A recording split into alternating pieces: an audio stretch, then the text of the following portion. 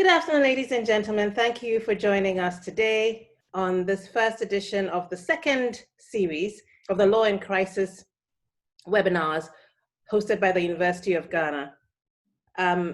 Today we will be looking at election manifestos, and we will be looking at, we will be talking around how they are put together, what they're put together, and role that they play in our democracy, and how to make them, to optimize that. We have a very erudite panel. I am very honored to be hosting this panel. And so I shall introduce my panelists to you. I have from Odekro, Kinna Likimani. Kinna is the director at Odekro, and Odekro is a parliamentary monitoring organization. She's also the programs officer for Maame Foundation, which works to support and promote women's writing.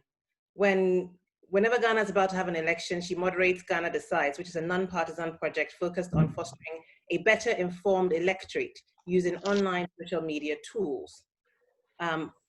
So to give you a clearer background of what Odekro does, Odekro monitors how Parliament runs, how parliamentarians contribute to parliamentary discussions, who takes what position, who does not speak at all, and helps us to keep our parliamentarians accountable. Kinna is passionate about the social media space and its role in development and the literary arts. And so she's an advocate for the literary arts. She holds degrees from Smith College and Columbia University in the US. Prior to her return to Ghana in 2004, she worked at Columbia University in the field of medical informatics and technology transfer. And so clearly you can understand why she's passionate about social media.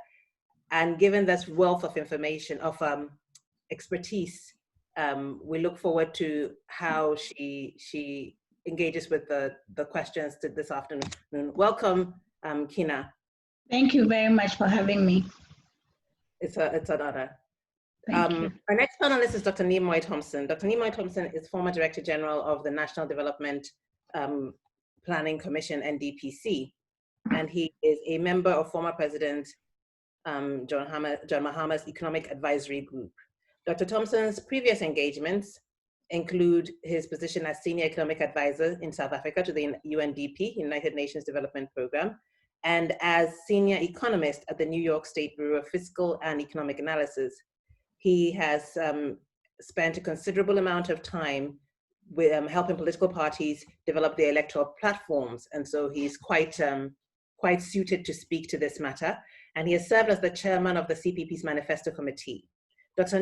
Thompson holds a doctorate in development economics and public policy from the University of Pittsburgh.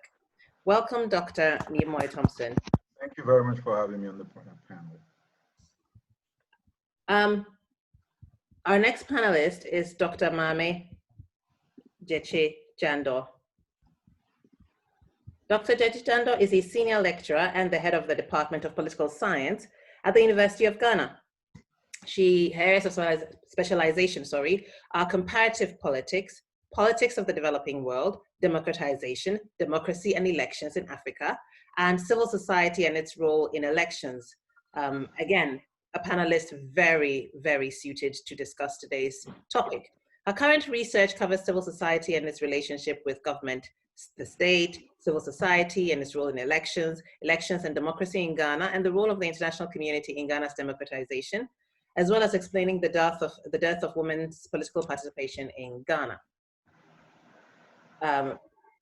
So I'm particularly, because her interest is in looking at political participation of women, I'm very, very keen to speak to Dr. Gyekye-Jandoh today. Thank you for joining us, Dr. Gyekye-Jandoh.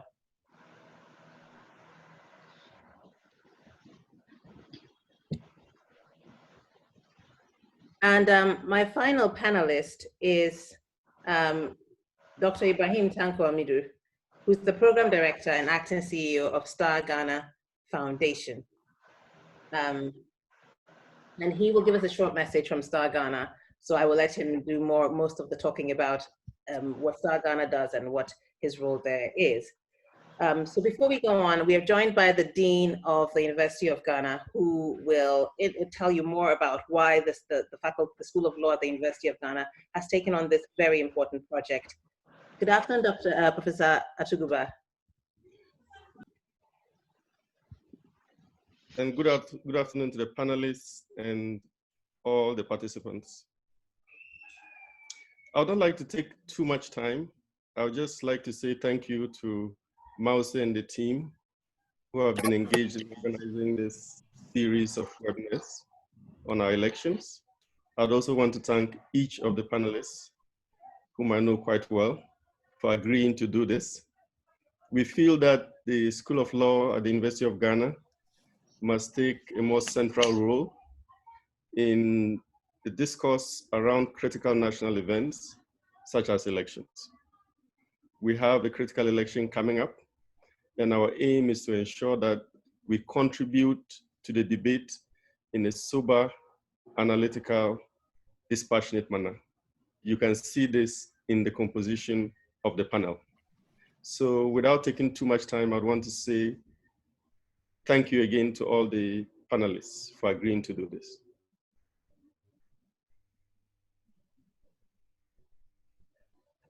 Thank you, Professor Atuguba, for giving us this platform on which to have this discussion, which I hope will be very rewarding.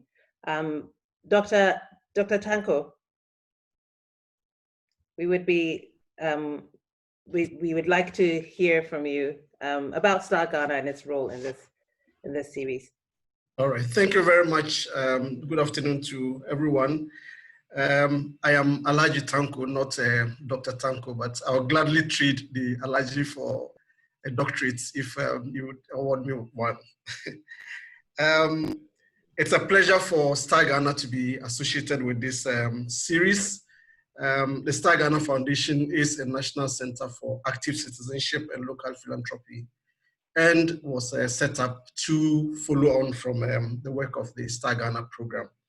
The program has since 2012 provided support to civil society in Ghana around the elections. So we've had support to civil society in 2012, in 2016, and now in 2020. In 2020, what we decided to do is that in addition to the projects that we are supporting across the length and breadth of the country, aimed at contributing to credible, inclusive, and issue-based elections, we're also supporting convening stakeholder dialogues around critical issues that underline, influence our elections. And the issue of manifesto accountability has been one that has been thrown up in various discussions that requires this dialogue and a way forward as to how we can hold the parties accountable, not just for the manifestos, but also with the process of the development of this manifesto. So it's our pleasure to partner with the Ghana School of Law to take the University of Ghana School of Law to take this forward. This is one amongst a number of convenings, webinars that we are planning with the School of Law, and we look forward to the various conversations that will take place. Thank you very much. Thank you very much, Dr. Alhaji Tanko. For those who have just joined us, I was introducing our panel. We have Kinna Likimani, Dr. Thompson, Dr. Maame Gyekye-Jandoh, Alhaji Amidu Tanko, and Dr. Emmanuel Akwetey, who I hadn't introduced yet. So I shall give you a quick introduction to what Dr. Akwetey's background is. Dr. Emmanuel Akwetey is the founding executive director of the Institute of Democratic Governance, IDEG. IDEG is one of our leading research and advocacy organizations.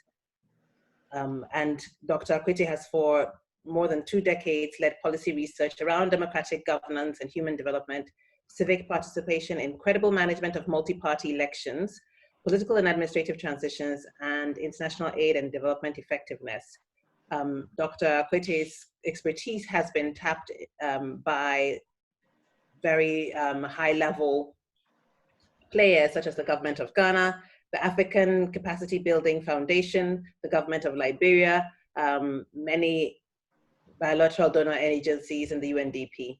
He has facilitated high-level policy dialogue among civil society, African governments, and development partners. Dr. Akwetey holds a PhD in international politics and development from the University of Stockholm in Sweden. Thank you very much for accepting our invitation, Dr. Akwetey.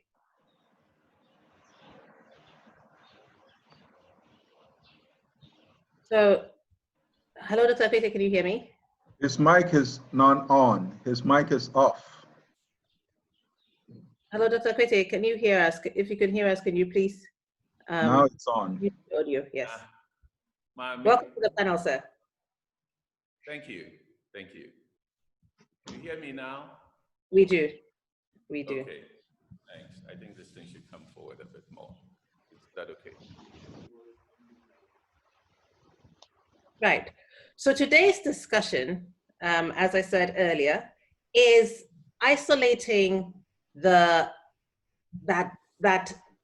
thing that we call a manifesto. We hear it every election time. The parties launch their manifestos. There's a big brouhaha, the party colors and dances in the street.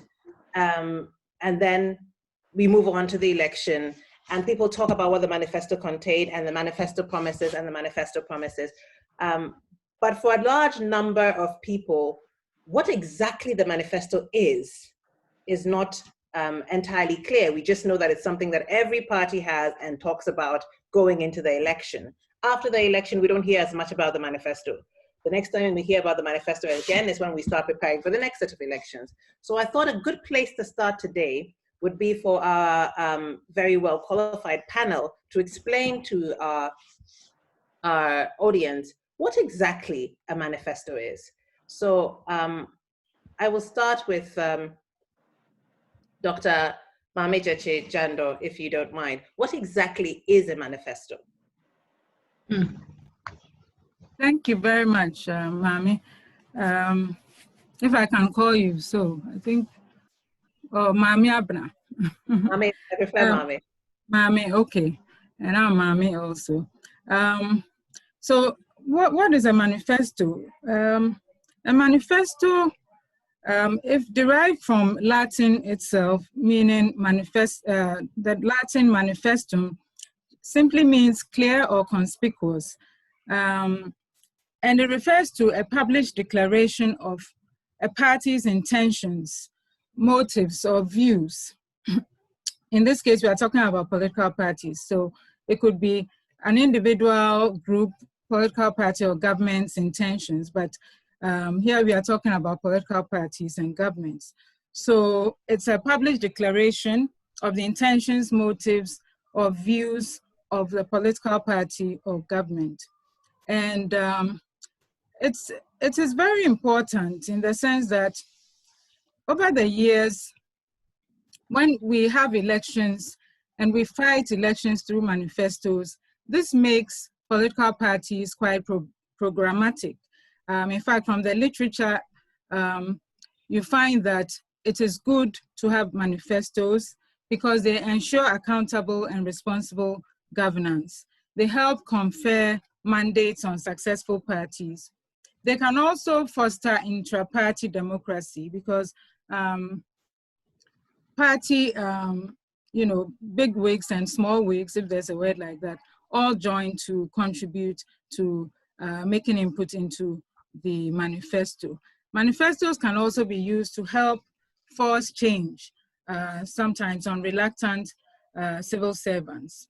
So most of the time, we tend to know more about the contents of manifestos, like we remember the contents of the manifestos of the two major parties in Ghana, for instance, the NPP, the New Patriotic Party, and the National Democratic Congress. But there's a little bit of a gap in terms of what we know about how these manifestos are put together, how these manifestos are written.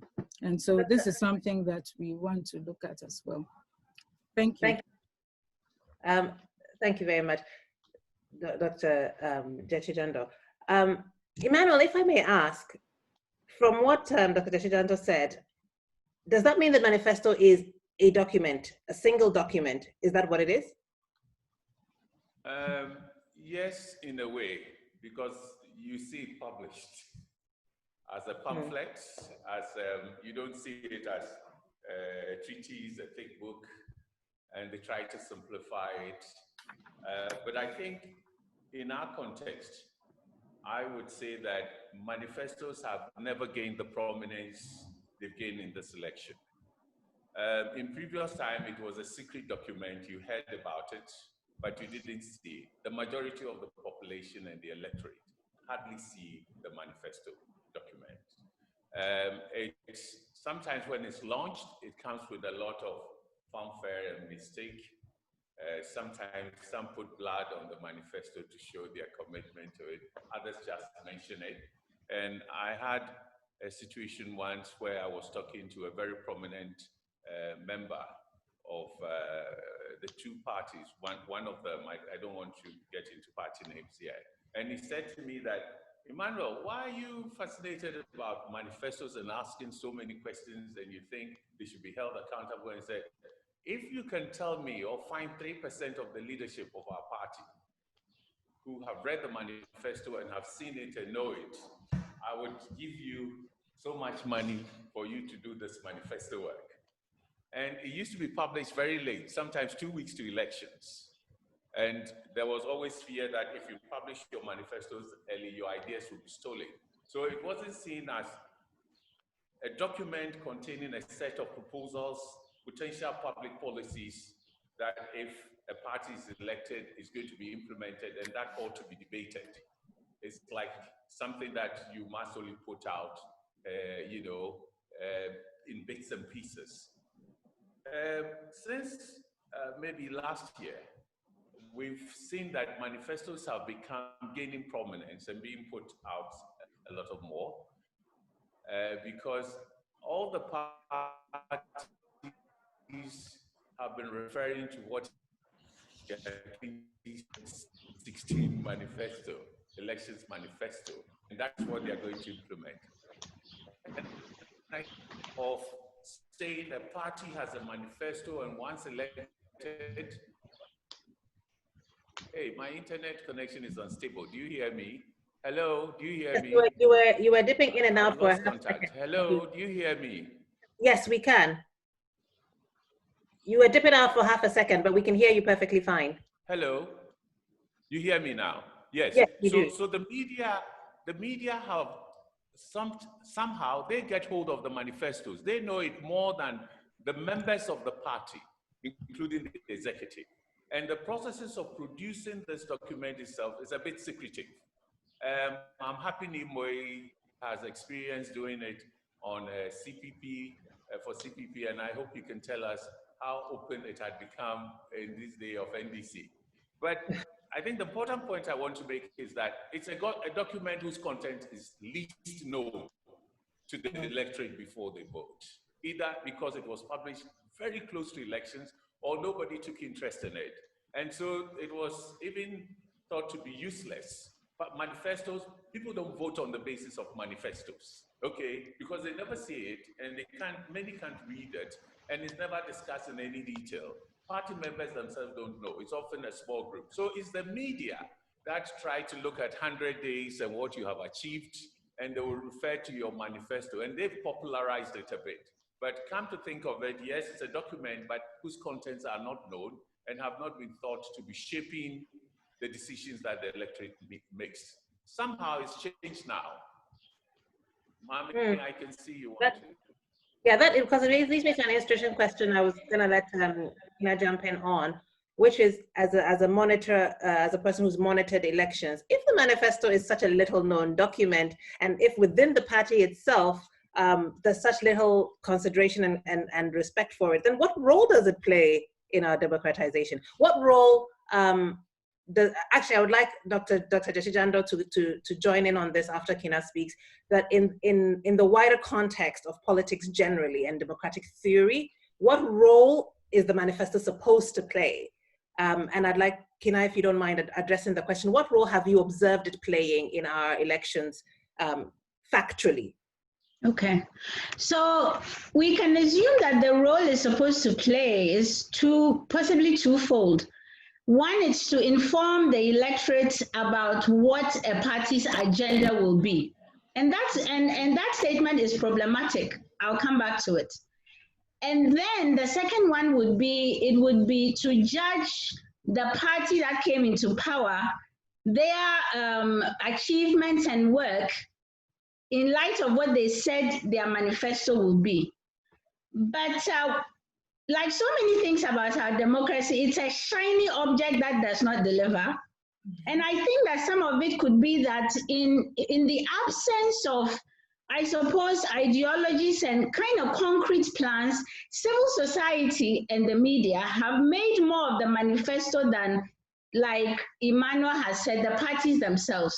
My main problem with the manifesto is I don't know who owns the manifesto. If we look at, the most important document Ghana has, our constitution, I know it belongs to the people of Ghana, and I know if I have problems with it, I can go to the Supreme Court for interpretation.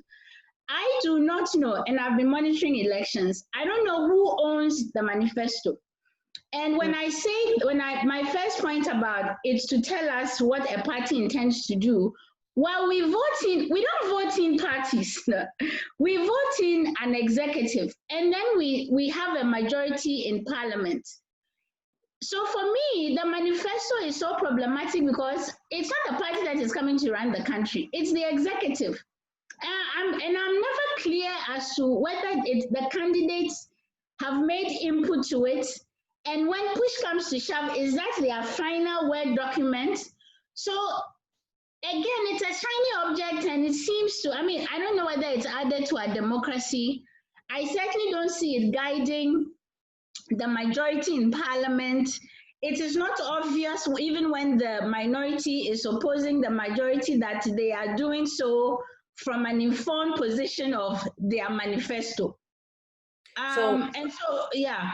Does that answer the question? Would you say that in your election monitoring, you would have not encountered a space where you would say, oh, here's the impact the manifesto made on this particular electorate or this particular demographic of the electorate? Do you think that it makes... I have never seen that.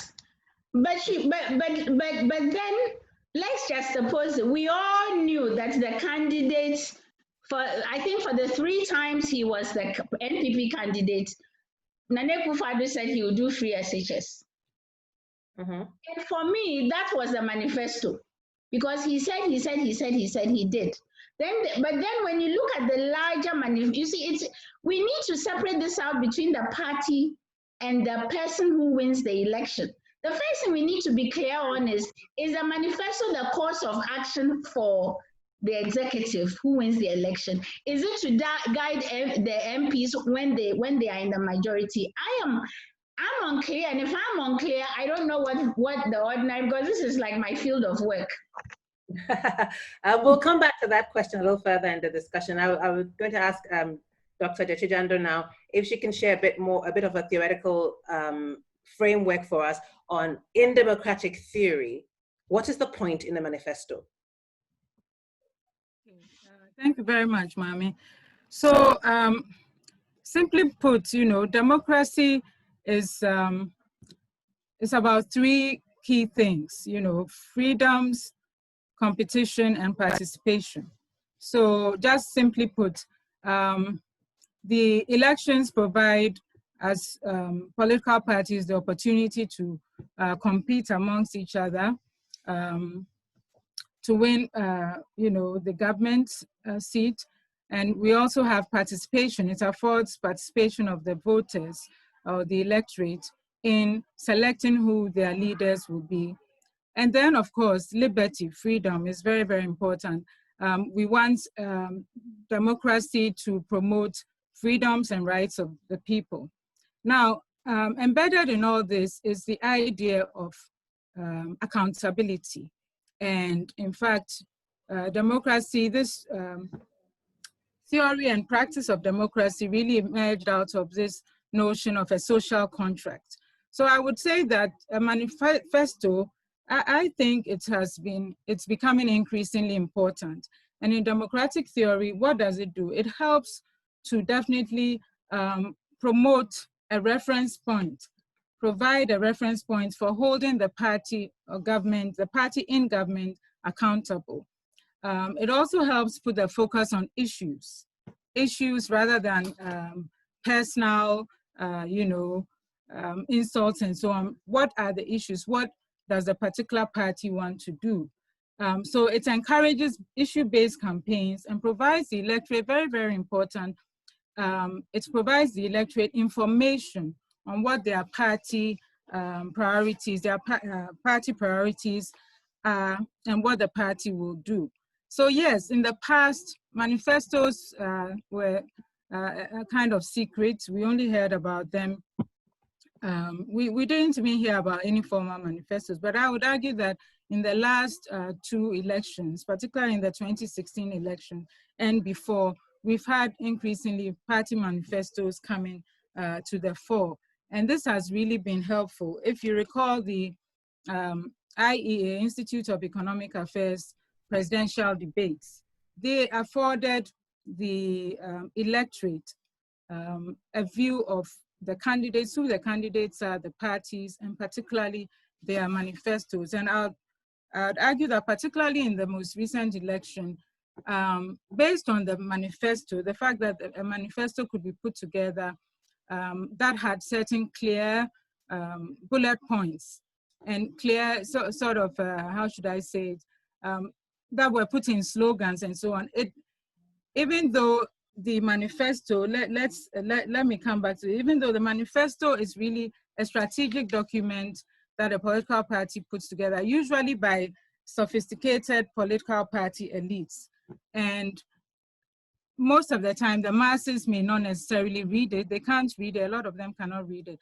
But when you have the manifesto, it provides a one, how should I say it, a unified package for people, members of the political party to move into and stand by. So a manifesto, again, serves as a compendium of valid party positions. It can be a useful tool for party candidates and activists, so that when there is some kind of discrepancy, political party candidates can fit into that. So to answer your question, or to reiterate, political party manifestos are very, very important. I would say they have been important in other parts of the world for many, in the Western parts of the world for many decades. They have constituted, basically they have constituted also a document that political parties can use to ease the job of their candidates. It really allows them to be able to devote more time to actual campaigning once there's a manifesto there. It's also the only authoritative party policy statement approved by an official convention or Congress. For instance, in the US, you have the party, what they call the party platform. That is where the parties, Democratic or Republican parties, program is put there. It's like the manifesto. So in the last elections, for instance, people knew about the NPP, New Patriotic Party government's manifesto, for instance. I think the media and other forms, the media and other forms of communication helped bring this out.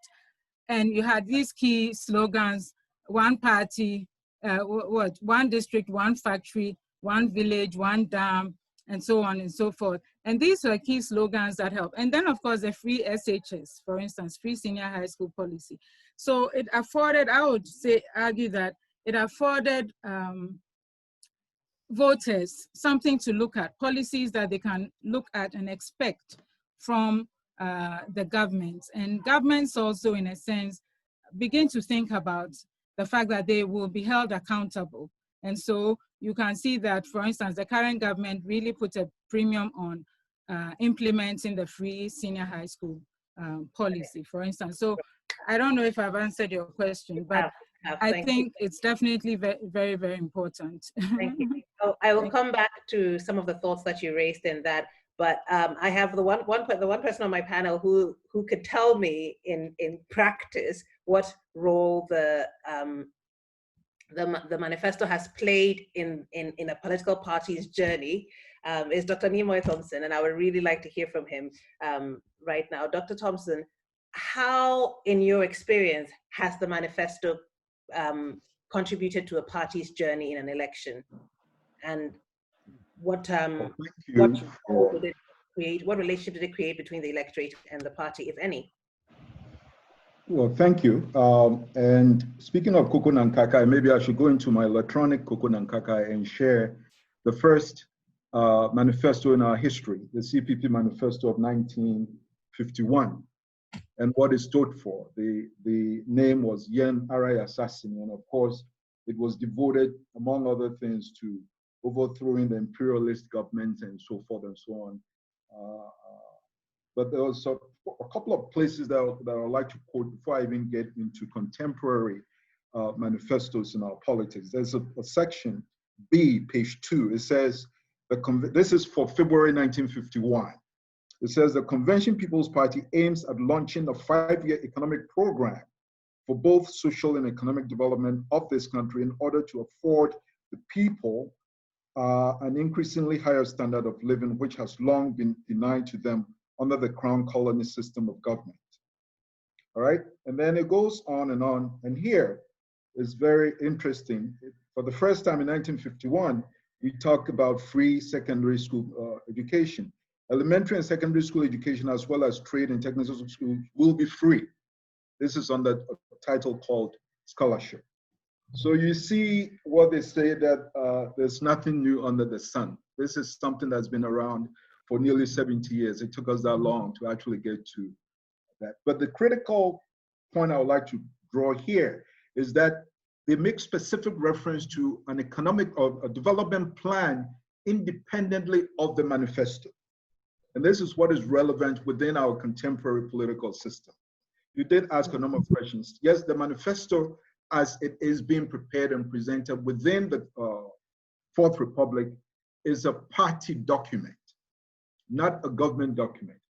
But once a president has been elected, Article 36, 5, Clause 5 of the Constitution says that for the purposes of the foregoing clauses of this article, within 2 years after assuming office, the president shall present to Parliament a coordinated program of economic and social development policies, the same language used in 1951, including agricultural and industrial programs at all levels and in all regions of Ghana. So in practice, what has been happening is that after everything you've talked about, the role of the manifesto in campaigning and so forth and so on, when the new government comes into office, the very first thing it does, I remember J.H. Mensa doing that, and it's still been done by others. The first thing they do is to extract key messages from their manifesto and hand them over to the National Development Planning Commission to prepare this document that I just quoted from the Constitution.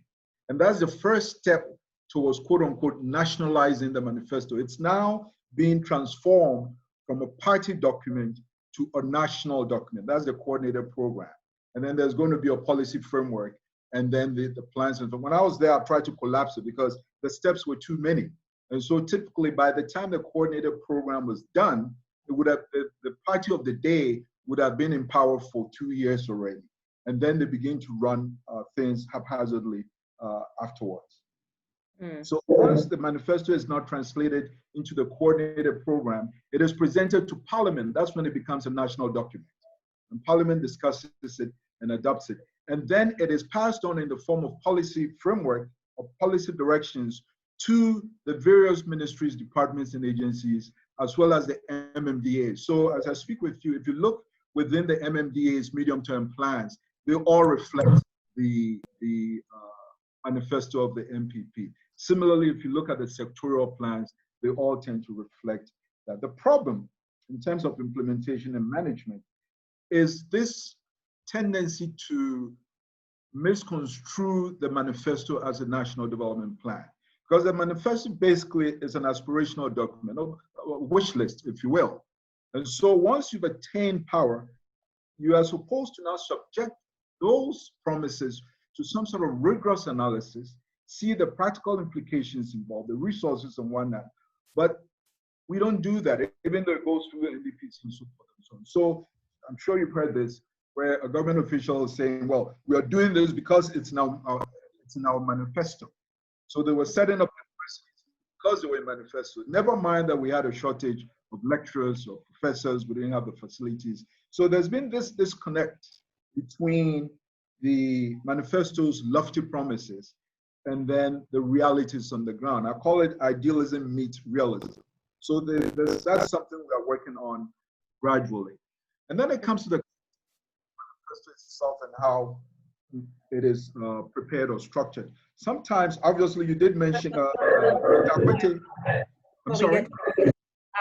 I was actually going to ask you extensively to share with us extensively the process by which manifests are arrived at. But before we move on, because I would like to catch a few thoughts, I would like I would ask you to please hold that thought for a minute. Let me ask a question, because you said something that Kinna had already said she wondered about, who owned the manifesto. But I wanted to ask you, Emmanuel, who has been interested in manifestos for a long time and has encountered both party puzzlement, if you will, at his interest. And I'd like to ask him, given what Dr. Nimoy Thompson just said about the manifesto and the party's relationship to it, have you found that the manifesto is, well, it seems clear that the manifesto has a role beyond elections in the democratic process, so that the democratic process is not just the voting. Beyond voting, we continue in a democratic form of government. And from what Dr. Thompson is saying, the manifesto has a role beyond elections. If that is the case, have you found in your research and your experience that the parties have this position, that the manifesto translates beyond the election? And if so, what explains the secrecy, if that's what they're going to do and that's what they expect, that they will win our votes on the next time around? Can you explain the secrecy, the attitude of parties towards the manifesto, and what relationship government has had with it? Thank you very much. I hope you hear me. Do you? I do, but I've actually had someone type in that the audience following is having a bit of trouble for hearing you. Oh my goodness. Where's Walter? Chrissy, Walter.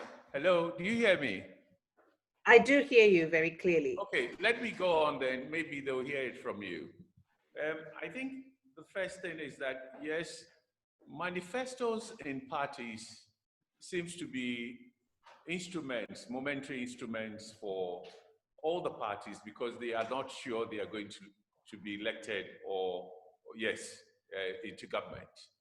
And therefore, there is a certain attitude towards it. Opposite parties that do not win elections usually discard it. Okay, after the elections, they probably don't even talk about, the opposition parties don't talk about their manifestos anymore. They do not use the manifestos as a document that sets out what they truly believe are the proposals to solve problems. It could define their ideological orientation. It could reflect what truly they've gathered from people in the constituencies or in the areas where they have operated, and they are going to pursue those solutions for the communities whom they listen to. But after the elections, they all drop it. I mean, the only party that takes manifesto forward is the winner of the elections. And that's the process that Nimoy explained then. Then it goes through certain processes. But there are flaws here. You see, manifestos ought to be really 4-year policy documents, and they define the platform on which each party would engage critically, the policies of the government. Because in the manifesto, they have told the electorate the perspective they hold, the issues they want to fight for, and the solutions they'll bring to them. And so nothing stops you from being in opposition and say, because I didn't win the elections, I've discarded the manifesto. We have quite a bit of that now, except around 2009, when the late President John Evans Atamil said, the NDPC should do well to collect and collate the ideas from the different parties that converge. Okay, that really reflect a common position and reflect it in the plans that they produce. At that time, the medium-term plan, a 4-year plan, is put on the table, not only the coordinated program of the government, which was expected 2 years later. So we have not cultivated the culture of seeing manifestos as containing the set of public policy proposals that within the 4-year time we think would impact the economy and change it, would solve the social problems, would create jobs. And those ideas are not the monopoly of any one party. But institutional management of manifestos are so weak that as soon as you lose the election, you throw your manifesto away, and it doesn't even become the basis for critiquing government policies in the House and Parliament, and so on and so forth. In some jurisdictions, this is what happens. In the UK, for instance, party manifestos are mandatory. In Ghana, it's not mandatory. Even when you're registering as a political party, you don't require a manifesto. But in some places, it's mandatory. And for the 4 years or 5 years in the UK, for instance, you would have annual conferences and you're drawing on your manifesto to engage the government policies and their implementation.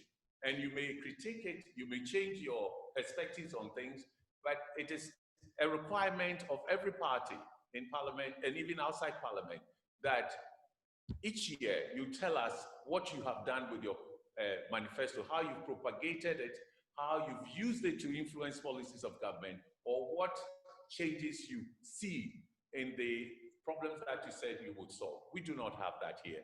Two, the civil service plays a very important role in operationalizing manifestos because they handle policy, public policies. Your manifesto is just probably some broad statement of an idea that you would pursue. But it's the civil service that knows a lot of what you want to do, whether you want free senior high, they would be in a position to tell you, oh, there is something going on like that already. So it is in this area that you probably need to emphasize. Is it funding? Is it the need for more teachers? Is it schools? Is it what? But in Ghana too, civil servants cannot touch opposition political party manifestos, because when you are seen to be holding the manifesto of any party before elections as a civil servant who must know public policies being proposed, you are tagged as belonging to that party, and that can be used against you.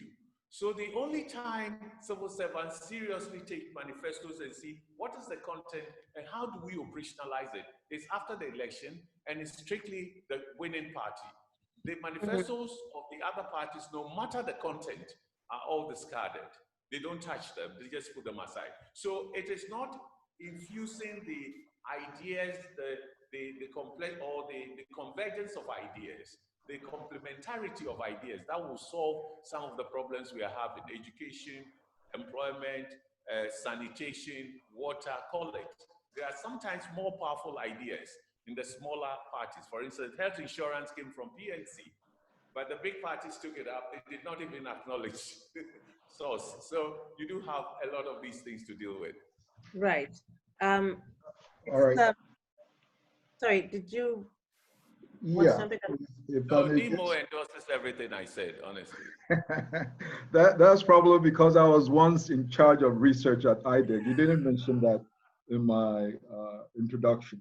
But just to add to that, the issue of the wily or sneaky nature of preparing the manifesto, as Emmanuel himself mentioned earlier, there's a tendency for each party to snoop around and, I don't want to say steal, maybe filch or swipe, maybe a more diplomatic way of putting it. And it's been going on. And so they tend to hold it to their chest till a very long time. But then it takes us back to one of the reasons we prepared the long-term, or what the public generally knows as the 40-year national development plan, to give all political parties some sort of a common reference point, so that irrespective of who wins or who loses, there's some national aspirations or vision that we all work towards. Unfortunately, it didn't come.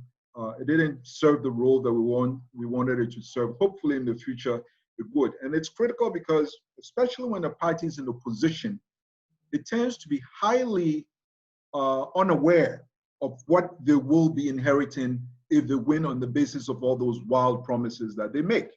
They, in fact, for the most part, they're not even aware of the existence of so many policies, and they promise to come into power and do something that's already been done or it's already being done, but they are not aware of it. And so as part of the 40-year plan, for example, we also created something called the Policy Almanac that listed all existing policies in Ghana on virtually every topic, such that when we get to the season that we're in now, before you go out there and make wild promises, you have a very good sense. I'll give you an example of the National Spatial Development Framework that is meant to address slums and ghettos and whatnot. None of them were aware of it. They promised to do all sorts of things. Now, as a result of that, that particular problem exists. And we, even though we are growing, we are urbanizing along the ways of becoming slums and ghettos as opposed to well-planned cities, because none of these political parties were aware of that. Right.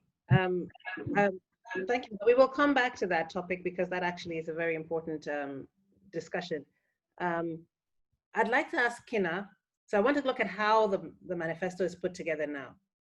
But, and I'll come back to you, Dr. Thompson, since you've put together one before. I'm very keen to hear how it was done, in fact.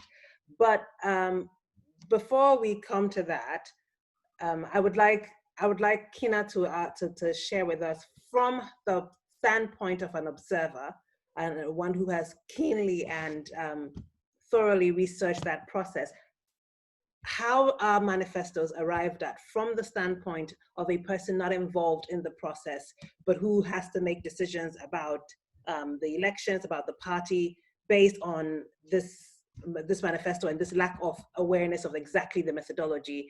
That what does it seem to you that is the methodology by which the manifestos are arrived at? I'm sorry, we can't hear you. I think your mic is off. Yeah. As an observer, as an election worker, it seems there is a committee put together. And from previous years, it's been obvious that there is always a kind of public face, or the committee may let the public know you can approach, or CSOs know, or platforms know you can approach to make input into the manifesto. So there seems to be some body that the party puts together with some ideas. Sometimes it may be informed by what has been in previous manifestos. We like to think that it has a lot of input from the president, the candidate. Certainly, it's like what Dr. Maame said. It's a body of very well-informed, highly educated. I don't like the term sophisticated, but you get the point. People in the party who know about the party's political ideology, perhaps what is already happening on the ground, some kind of policies that Ghanaians would like to see, what their party itself would like to see, and then they may be open to inputs from civil society. As a person who's worked in previous elections, the secrecy thing is always problematic because first of all, there's nothing new under the sun. If you want to develop people, you know, for instance, free education as codified in our constitution, you know, you want to improve literacy, you know, you want to put better inputs into the schools. So this whole thing about secrecy tends to, I think, go along the lines with, I think, slogans building maybe. But this is how it appears. And once it's done, it is released to the public, and then election workers and the media take it up. We are never really clear. Like, I don't think that, like I said, you would get to know of who is on the committee and whom you can approach to make input. But that's it, yeah. And then it comes out. The time it's being done as an election worker or a member of the media or civil society, as an a person external to a party putting together a manifesto. Do you at all times know when it's being put together, so that if you wanted to make input, for instance, that you could as an outsider? Oh yeah. Typically, civil society is able to decipher when the process is happening. and we are able to decipher who to approach, because there have been informed. You do investigative journalism around that. Well, but you know, it's election season, so you know who the party people are. Sometimes the party may itself even say who the person is, and then you are able to within that period make contact with the one of I think in previous years one of the contacts for some of us was Yofi Grant. So you track him down. You've made some 1 page or 2 page communique, and you've made your points, and you deliver it to him, and you make a point. Sometimes they will grant you a meeting. This is very important. This is how we would like you to consider this particular. If you are going to have a line in the manifesto addressing this particular issue, this is how we think you should look at it and frame it. And the parties have, listened. Sometimes they listen. He certainly will not say we are not taking input. They may take input. And then it's done, and then it is released. To great fanfare, that has been said, yes. Right. Yeah. Dr. Gyekye-Jandoh, is that how it should be? As a student of democracy, is that how it should be? That manifestos are arrived at from an observer standpoint. We'll come to Dr. Thompson, who will tell us how it has been done from an insider point of view. But simply looking at the theory of democracy, how would we ideally, and in a perfect world, in a perfect theoretical world, how would the manifesto have been arrived at? I'd like to contrast that with what actually happens when Dr. Thompson speaks, because a lot of theory is factual to a point and then aspirational to a point. So in theory, how should we aspire to get it done?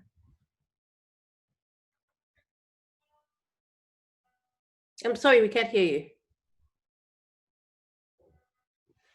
Okay, sorry, can you hear me? I forgot I was muted, yes. Yes, thank you. I was saying that, in theory, with respect to the manifesto, it would be ideal, and I like the fact that you said, sometimes there's, a discrepancy between the real and the ideal. But ideally, the manifesto should be a document that has the buy-in of the party members, contributions from the party members. So it is supposed to foster intra-party democracy, okay? So that party members and constituents, and in Ghana we call them, some of the powerful actors, delegates and so on, have to have a role in that. And also, ideally, constituents, the citizenry, those who will be able to understand the issues and get their inputs in. It is very, very important that they should be a part of a party's manifesto. So it also, I think, speaks to, I think Dr. Akwetey mentioned how it's compulsory in some of the countries like the UK. And it is very, very important that we get to have democracy right from the grassroots in making the manifesto, but that doesn't happen all the time in reality. The entire issue is that we want to have a manifesto that political party elites, candidates, political party members who align with a particular political party will be supportive of the manifesto's policies, will feel that their concerns are going to be addressed within the manifesto. How that works in practice sometimes is not always the case, but I know that previously you have had, usually the political parties have a technical committee that will put together their concerns, strategize and so on. And as somebody said earlier, really keep it close to their heart for a long time. And so theory and practice, we, I think, slowly are beginning to see the need to get there. I know that earlier this year, the National Democratic Congress, the major opposition party, had talked about how its manifesto preparation was going to consult, and they did consult some organizations like the Trades Union Congress and so on, was going to go to the grassroots and also consult important organizations. So I hope I've helped you to answer this question. Thank you. Dr. Nimoy Thompson, can you share with us from your experience how that process begins and how it ends? Yeah, obviously the process would vary in some respects from one party to the other, or from one period to the other. For instance, in the current situation, the flag bearer of the NDC, for example, set up an economic advisory and other advisory groups to help him long before the Manifesto committee was set up. And I happened, for instance, to be a member of the Economic Advisory Group plus another group. So it wasn't until the Manifesto committee was set up by the party that he nominated people from the various groups to serve on the Manifesto committee of the party. So there's a kind of a cross membership between those who worked on the advisory groups for the president as the candidate, and then those working on the manifesto as a document for the party, and ultimately the basis for a national development framework and plan for the whole country. But in terms of running the one for the CPP in 2008, which has been a long time, actually, come to think of it, the committee was constituted by the Central Committee. The Manifesto Committee, that is, was constituted by the Central Committee, and I was made a chairperson of it along with other members. And then, of course, we had to go out there and determine or decide how we're going to approach it. We either use there are two approaches in this case. You can get a single lead writer to write the entire thing, which is a bit of a stretch and a bit of a burden also. But the advantage of that is that there's consistency. And then you share with the other members, they provide feedback, you go back, do revisions, and so forth and so on until it is given to the Central Committee for approval. Or the other alternative, which we didn't use, was to simply have multiple writers for different sections, which moves it faster. But the challenge there is that you have different approaches to writing, different styles, and so forth, different spellings, in fact. And that creates its own challenges. But we also have to remind ourselves of the basis, the essence of the manifesto, which is the ideology of the party, which is Nkrumahism. And it was very clear in the manifesto that it's self-determination, it is social justice, it is Pan-Africanism, that we can, as Nkrumah himself said at independence, that the independence of Ghana is meaningless unless it is linked up with the total liberation of the African continent. We are, of course, now implementing the African Free Trade Area Agreement. But that particular ideology had to guide our work in addition to the Constitution, the directive principles of state policy. So these were the two main frameworks that then guided our work. And then we wrote the specific recommendations or proposals or things that we would do if ever we were elected. Unfortunately, we were not. Ghanaians made the wrong decision at the time. But it would have been great if they had, because we had a very good document called New Dawn, New Vision. And we thought it would have been worth it. But in summary, that's just how the process evolves. After the committee presents its work, it must be presented back to the party. And then the party as a whole, the highest decision-making level of the party, will have to approve it. And of course, it will have to be translated into communication sound bites. It needs to be, and you must adopt a particular technique. Some manifestos are very dense, they're highly technical. Not too many people are interested in that because they don't understand what the hell you're talking about. So you see things like the primary surplus is this and that, the primary balance is in deficit, we'll put it in a surplus. 99.99% of Ghanaians don't know what the primary surplus is. All they want to know is, are you coming to create jobs for me? Currently, a university student finishes a university, they get their first job, they have to pay 2 ridiculous years in advance. What can you do for me to reduce this God-forbidden practice that makes it difficult for a young person to start life? Maybe bring it down to 3 months as it is done enough. Those are the kinds of cocoa and kose issues that the typical voter is interested in, as opposed to technical jargon. So when I was in charge, I tried as much as possible to dispose of jargon and deal with those particular issues. And we've done some of that also in the work that we've done for the former president now. We've tried as much as possible. So you see things like real economy. And for the typical Ghanaian, real economy means nothing. It's as if there's an artificial economy. But basically what they want to talk about is economic growth. So why don't you just say economic growth? Why are you confusing them with real economy? Those kinds of things. Right. Thank you very much, Dr. Thompson. Sure. This leads me into a certain thought frame. You were saying that the manifesto is put together by the technocrats, and then it's sent to the central committee. So if you were even a delegate, you only hear about the manifesto after it has been approved by the party's highest decision-making body? The manifesto committee is not necessarily made up of technocrats. It could be just about anybody with something to contribute. So, okay. And to make it as substantive and relevant as possible, but we try to encourage the inclusion of non-politicians also. Obviously, it's a political document, so the politicians will lead the process. But it's best for you to include people from industry, for example, people from labor on the committee who already belong to your party, so that you have a more credible thing, because it's delusional for a politician to sit in a room somewhere and think that they know what's best for the business community. No, it takes the business person to tell you that, listen, I have electricity, but it's not as reliable as it should.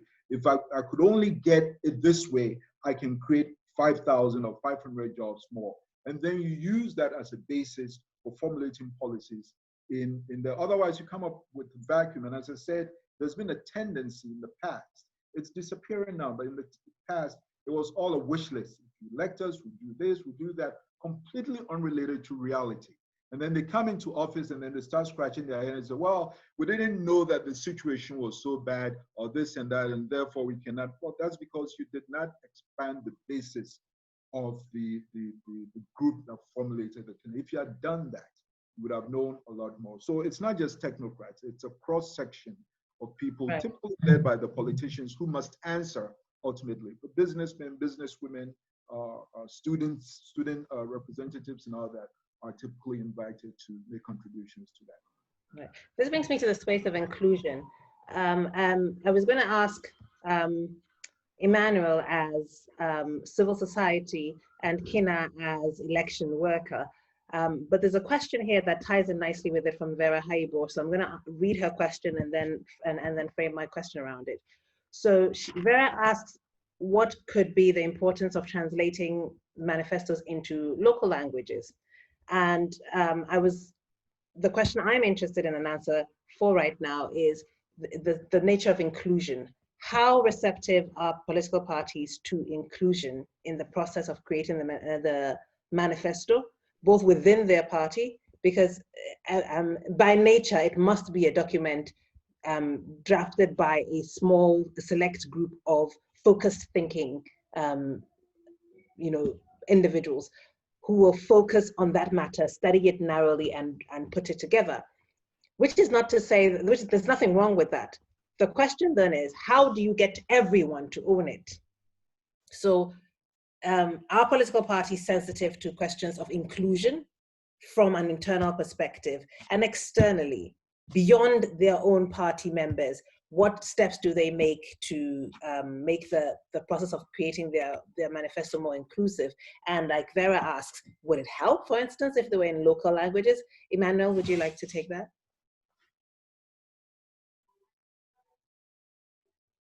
Hello? Hello, Dr. Akwetey? Emmanuel's mic is off. We can't hear you. I think your mic is off. Yes, it is. You hear me now? You hear me? Yes, yes, we do. Yes. Okay, now you hear me. Okay, I'm saying that the preparation of manifestos itself at the moment, making it inclusive, is challenging. The process so far for all the parties, probably with the exception of governing parties, is pretty much ad hoc. The contents of manifestos are potential public policies. Policies require evidence, analysis, critical thinking to determine which one will solve the problem and how. Now, no, the parties, all of them, have very weak structures for research, data gathering, policy analysis, even collecting information from party members and knowing their priorities and so on. What happens, something happens, but it's so ad hoc and it's such at a high level that it doesn't get to the entire membership or the critical membership of the parties. And let's remember that although parties have members, members have very little influence over policy decisions of the parties, of delegates and candidates for parliament or the presidential. So for it to become inclusive then, we must move away a little bit away from the excessive investment in propaganda department, media communication structures within the party, and see if the parties can be encouraged to invest in research units, in public education and data collection units, where they collect various views and process them, and they sustain this over a period, because the membership of some of the two parties alone, they claim that they are over 4.5 million members. And you need to do this process over 4 years. So when you confine it to a limited time, 2 weeks or 3 months to elections, and that is what you're doing, the question is, what machinery do you have to accomplish this? The party structures just do not have the machinery. So it becomes ad hoc. Yes, the technical teams are formed. The leaders do very interesting things. Late President Bells talked about door to door, and he went to markets too. I mean, millions of members and public and collective try to understand what they are saying and what it means. It's a huge thing. It is important he does that, but the parties must have researchers on their own or engage university researchers or think tanks and so on. Those just focusing on bringing the issues out and how they can be solved. President Kufuor, former President Kufuor, spoke about this in 2017, I think, when he was addressing his party conference. He said it is time for parties to have research, to have specialists, multidisciplinary, whose work is just to focus on getting to understand the problems of the people, how they can be resolved, and doing so in context of what is happening, what resources are available, and what more can be done. They are not politicians. They are the technocrats of the parties. None of the party has a strong technocratic base. The propagandists just have taken over. The second point is that you also have a problem where the parties, in preparing their manifestos, ought to know what is happening in government. Despite the Right to Information Act, our political parties in opposition do not easily get information from the public service, from the civil servants, from the local government service personnel, from some of the institutions that work closely with government, because even parliamentarians complain they don't get the information they need. So the empirical data you need, the statistics you need, and so on, most of it is denied to them. They can't access them. And that creates a problem on your understanding of the reality and how you want to shape it. Then thirdly, I think that inclusiveness would itself require that there are moments where the ideas that are coming out, for instance, access to health, good quality health, or education, or jobs, you take ideas from people at the grassroots. They are the predominant members of the parties, but they do not have any influence of this process to any large extent when manifestos are being prepared. First of all, most members don't pay dues. Okay, so the party doesn't have resources, and they are not, in between elections, they are really not giving the recognition that they give us the mandate, and therefore we must listen to them. I think those who influence parties are financiers and those who are seen to be founding members of the parties, and whatever technocrats that are really much selected.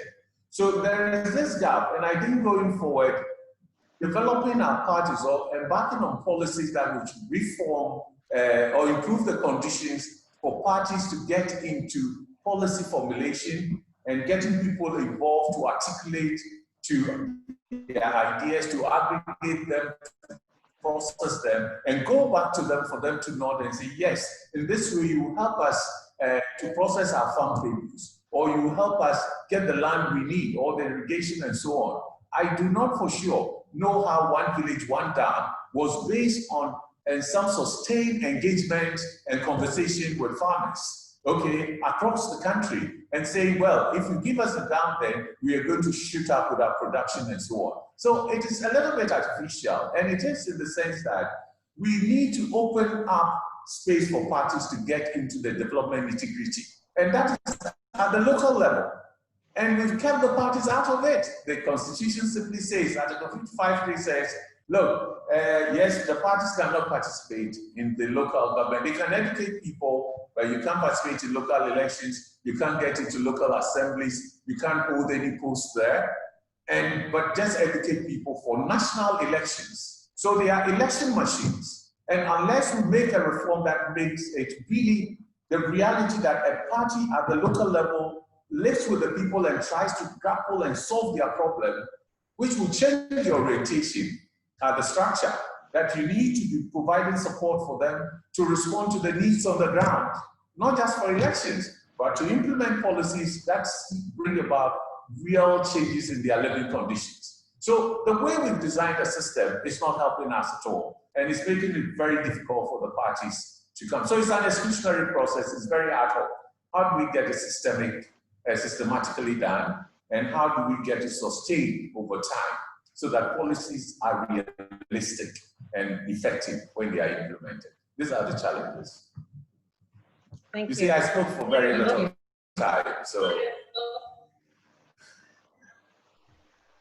It's Likimani who talks too long, you know, please can you curtail her time? Kinna, your thoughts? Yeah, I think Ima has touched on a lot, but for me, one of my fundamental problems is I cannot identify why people are members of any of the specific parties. In fact, no, let me say the two big parties based on ideology. So like you can find a young person, professional, who is at their core, they're actually Nkrumahist. They'll be MPP. You ask them, they'll be like, well, it appears MPP can execute an agenda. Or somebody might say, oh, I just don't like ND. You see, when we superimpose a manifesto into the system, and you are talking about inclusion, it's a problem because it may the stuff in the manifesto may come completely out of left field to the members. Not only just the members, for Ghanaians, we should be able to, we should be able to know the types, if one party says, this is how we want to address this particular issue, it should look familiar to us because by now, we should know what their ideologies are. And we don't seem to have this problem when it's like, say, CPP, because CPP has for a very long time been laying out their ideologies, right? So that when you come to how you make your manifesto inclusive, you don't have a long gap because the people at the grassroots in the villages already, when they hear something, they'll be like, oh, of course that makes sense because that's NPP, or that makes sense because that's NDC, that's CPP. If the members themselves, because I don't know why people are members of the parties there, except for maybe it's not for me grounded in ideology. And when Ima says the structures don't exist, when the people join the parties, again, I know there are no sort of like, I don't think there's any kind of engagement in parties along, this is what we believe in, this is how we address problems as NDC, as MPP, this is how we view the economic growth, this is how we view social interventions. There's nothing like that. So then, of course, you have a problem with how do people relate to your manifestos. It is particularly worrisome because I think the only two sectors in Ghana that reach all Ghanaians are the religious sector and the political sector. So if we are here saying that we have a problem with inclusion on manifestos, then we have a huge gap. And Ima has laid out a lot of the things. We need to hold parties accountable to ideology. And therefore, those ideologies will form the basis of the strategies they intend to implement to solve problems in Ghana. And it shouldn't come as a surprise, and it shouldn't be a secret, because we know your ideology anyway. And so therefore, we know you will take this view of it or that view of it. This is how you are also inclusive. Because it is the ideology that gives you the basis to treat people in different communities as the same, because your ideology drives your interventions and what you are going to do. So that's that one. Thank you, Kinna. I'm going to move the discussion onto the relationship between manifestos and national development now. And I'm very keen to know, to go back and look at the Constitutional Review Commission's work. In their report, they reported that there was a widespread public concern with the sectionalization of projects. And we've talked about the challenges that we have in continuity. I would like to hear your thoughts on whether the fact that manifestos are party documents account for this sectionalization of projects, and if and what the continuity challenges that are created by that fact are. Dr. Gyekye-Jandoh, would you like to start? Sure. Thank you, Maame.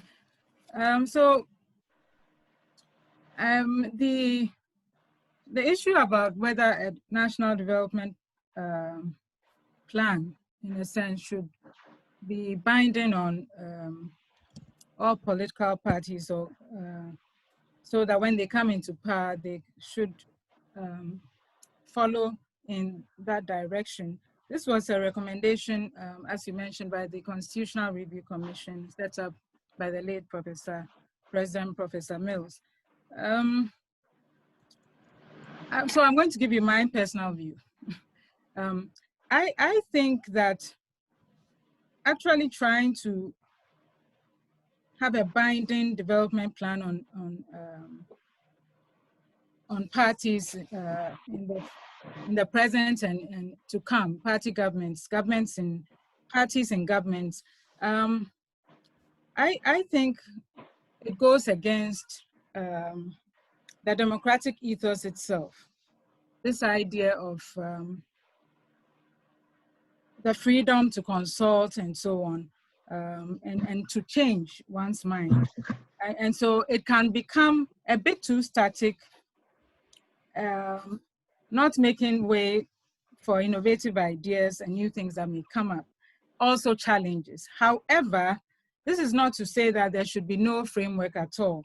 I would advocate that there shouldn't be strict details in the sense of specifications as to what should be done, particularly with respect to health or education and so on, but that really a broad framework that advocates. And I think here we can take a cue from Chapter 6 of the 1992 Constitution, the Directive Principles of State Policy, from Articles 34 to 41.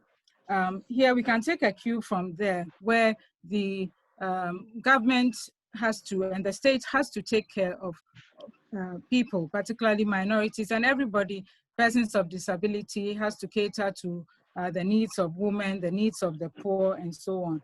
So it is very important that that broad framework is there. And I would add that there needs to be a consensus, an elite consensus.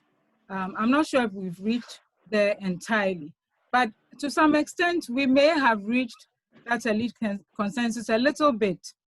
If we go back to that discussion, I'll just bring where you just spoke about the ideologies. Kinna was saying that we need to get the ideologies of the parties and hold them to it.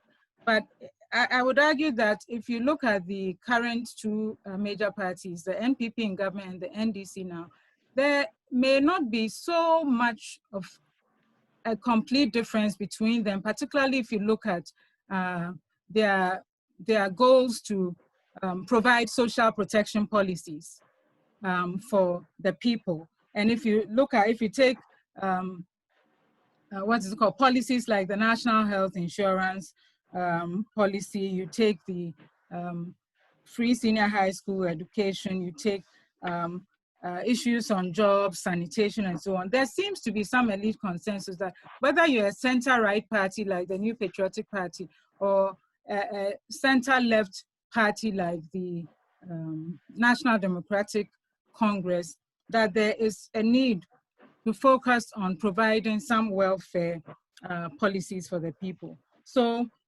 a broad framework that advocates good health, education, sanitation, economic capacity and progress for people, jobs, a focus on gender equality, reducing the feminization of poverty. Increasingly, you find that 70% of those who are poor in Ghana and around the world happen to be female. So reducing that feminization, trying to approach some level of gender equality and non-discrimination of persons with disability, people from certain ethnic groups or lower status. Jump in here and say that from the values that you are listing here, that's basically what the Constitution says. So it may be that we don't require any further grouping of aligning of broader goals. But the National Development Plan is far more specific than that. Let me just clarify something. The directive principles of state policy are just what the name says, directive principles of state policy. They are supposed to guide the preparation of a framework, you may call it, and this is something, if you read the 40-year plan, we discussed all these things because there was at some point some resistance or complaint even about the name. Should it be called a plan? Because somehow some people associated the word plan with the Soviet Union, for example.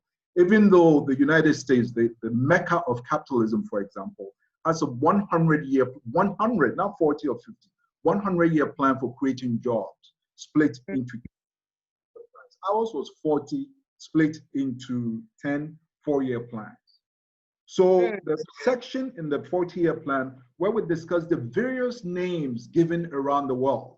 Some call it an agenda, some call it strategy, some call it framework, some call it plan. In all these situations, they are considered high-level vision documents. They are not so specific as to tie the hands of any political party. That doesn't make sense at all because no one can see. And to provide some degree of flexibility, we also said that every 10 years, besides the fact that the government of the day, once it has apportioned 4 years out of the 40 to itself to work with, it can actually make the necessary adjustments within those 4 years and even within the year when things change. But every 10 years, Parliament review the document and then make changes. Let me just show you just a couple of high-level targets. Can I? Oh, sorry. Okay, go ahead. Q&A very soon. What I wanted the distinction I wanted to draw was if we're just going to talk about broad value framework, then that's what we have in the Constitution. If we're going to talk about something more specific, then we're looking at something more like the 40-year plan that your team drew up. But I guess my question there was, how does the idea of a plan drawn up apolitically fit with the concept of democracy and electoral choice and the idea that the people have the right to change their minds wildly and head off in the opposite direction from where they said they were last year, they were going to go 4 years ago. The idea of democracy is not simply that we will progress, but that we will progress as we have chosen. So the idea that we should compel all parties to write manifestos in line with a particular plan, as opposed to a particular broad framework of principles, is what I'm asking about. Specifically, that detailed plan, is it possible to make parties draw their manifestos from a fixed point and then say we have democratic choice? Kinna? I hope we're not confusing ideology with dogma. Ideology is simply worldview, approach to doing certain things. And that is perfectly allowed within the 40-year plan. Let me just read a couple of portions of it, like education infrastructure. I'm sorry, Mr. Thompson, I'm kind of running out of time. Okay, just 2 points, just to reinforce that. It will address that. So education infrastructure, for example, said that the basic schools with drinking water was 61% in 2018. And that by 2021, it should be 75%. And by 2025, I think it should be, 2025%. 2025, it should be 100%. This is something that all decent human beings, irrespective of ideology, irrespective of party, will agree upon, that by a certain date, every single school should have decent potable water, decent toilets, and so forth and so on. So those are targets. They not have a right. How would you, I'm sorry? How maybe one party would decide that we want to solve that problem with private sector participation. Another party will say, okay, we will solve that problem with just state participation. But whatever it is, we all aim at reducing or eliminating this scourge on educational facilities. So it's a high-level target that does not in any way. Can I jump in now? Let me be honest, I didn't like the idea of the 40-year development plan. I mean, I like regime change. And then I wondered, between what Dr. Thompson is talking about, like the role of, for instance, plans in the civil service juxtaposed with, if Parliament did what Parliament was supposed to do and didn't give up so much of their power to the executive, what Parliament would say. But I mean, it just seemed, as somebody who observes our democracy quite well, the term seemed too long. They had a technical committee that I don't think had any women, and I didn't sign up for that kind of thing. You're wrong on that. You're wrong. Okay, but what I'm saying is, a lot of the frustrations we come up with, some of these things we come up with, like a 40-year plan, is in frustration to political parties not being able to implement and make the change we desire. And us not being able to identify exactly what they are doing in line with what. Are you aware that the first 3 years, for instance, are gone out of the 40 years? When people think 40 years, they think, no, there's the first year in the 40 years. The first 3 years are gone. We could have done a lot. And the 40 years was... Dr. Thompson, I like multi-year development plans. So in my youth, I could have been a Soviet. Do I want it to be here? No, let us do the regime change the Constitution says. Let us be guided by our Constitution. Let us hold our parties accountable.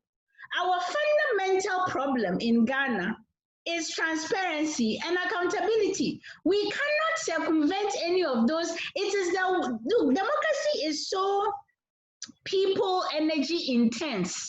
We are either going to put in the energy as a people. All of these things are not going to get us from point A to point B. I do not want to not be able to hold my parties accountable. The Constitution says we do a regime change. So we do a regime change every 4 years. And the person and their party who are coming to power, I am not even concerned about whether, like what Dr. Maame has said about the manifesto process engendering further democracy in party. I couldn't care less even about democracy in party. All I want to know is this is what candidate A with party A has said they want to do. I can track what they want to do in line with what they say they stand for. And that's how it's going to be guided. As we know. I guess it's my turn. Yes, I was going to ask Emmanuel to jump in here from civil society perspective. I think the reality is this. These days, we know that you can transform an economy in 30 years. You can build an industrial economy. Some countries have done it. And we also know that it doesn't matter whether you're a democracy or you are an authoritarian state. When it comes to delivering results, the efficiency of your bureaucracy, the technical people around it, the ability to implement what you said you're going to do and sustain it over a period of time to bring about the change that you need. So democracy and admin at some point must meet, because it's admin that delivers. Democracy, I'll do this, I'll do that. When you take all the party manifestos, you find out there is a point at which there's convergence. In the campaign, you don't see it, but when you sit down and say, oh, what is NDC, NPP, CPP, PNC. But what did they say they're going to do on health? You find out that different language, but they are all talking about the need to improve healthcare, improve access, improve quality, and so on. That is for the bureaucracy to do. So if you take, for instance, the NDPC is a bureaucracy. It could serve the needs of all. I initially didn't like the idea of a 40-year plan, a 50. I said, oh, what are the chances? But I've come to understand it as translating the directive principles of state policy into tangible deliverables. Okay, means that you have to have the broad strategic priorities agreed. What government elected to do? Isn't that the whole electing the government? Isn't that what governments are elected to do, to translate our aspirations into? Maame, let me interject. The governments are elected to work with bureaucracies. The bureaucracies do not do politics. They want to translate your idea. If you say you want to build railways, we want consistency. You'll be voted out based on how you assess, but the construction of railways will not stop.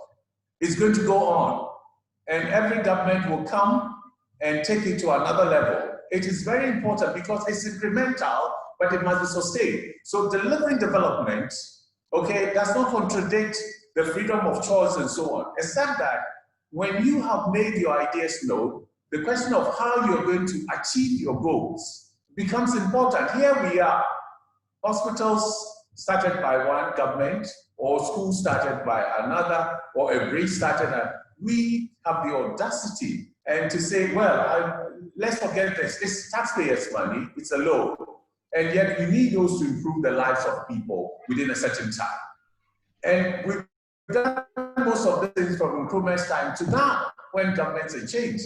And we see that we've missed generation upon generation of transformation. So let us find the convergence and the consensus, which is usually embodied by a bureaucracy that is not belonging to a party. It is the state. In fact, civil servants are now talking about the need to separate the state from parties, because currently they don't make those distinctions, and it's making the work of bureaucrats extremely difficult. Development requires continuity if you want to change structures, and we don't want to say that because it came from this party and this ideology and so on. Frankly, if you analyze NDP, since President Kufuor's time, it is not the Conservative Party we knew, okay, before they came to power. In fact, you'll be told that they've gone left. In ideological politics, you translate. You see when they are shifting left or right. They've gone really left. Look, free senior high school, as Thompson showed. In 1952, was it the 52? It was in the party's manifesto. When? 51. 51. Okay, when you go to the US and the UK, you find those shifts. Healthcare, universal healthcare, NHS, how they are praising it. You know the battles they fought, but now they all support it. So the convergence doesn't mean don't be democratic, be authoritarian. No, it means that where we have convergence, we should be quick to build the consensus. His network. Hello? Hello? Okay, I think we've Maame, can I jump in real quick? When I say that it's not about it. Look, we also know to hold our leaders to account with how they make use of the bureaucracy and the civil. Let me go on. So what we have to look at is that let's agree on the broad priorities. Let's probably agree on the targets. Within 10 years, can we transform something? Can we change our economy? Maybe not just producing cocoa we export, but say processing, and the various other byproducts are on the table. We are getting it, we are adding value, and it can be done. But you need a technocracy to push it once it's adopted. Yes, I agree. NDPC is not a party, it doesn't belong to any party. It's a technocracy. So let us allow technocrats to do their work. Let's not make ideology, party, and so. No, there is a state structure that has the competence and the capacity to take ideas, process them, and let politicians agree and pursue it aggressively. Let them compete to deliver so that we can have results that satisfy our needs over time. But political heads will change. Political parties will come with smarter ways and smarter strategies for delivering. That doesn't change. But once they bring it up, the technocrats will take it and process it and say, this is how we can take it forward.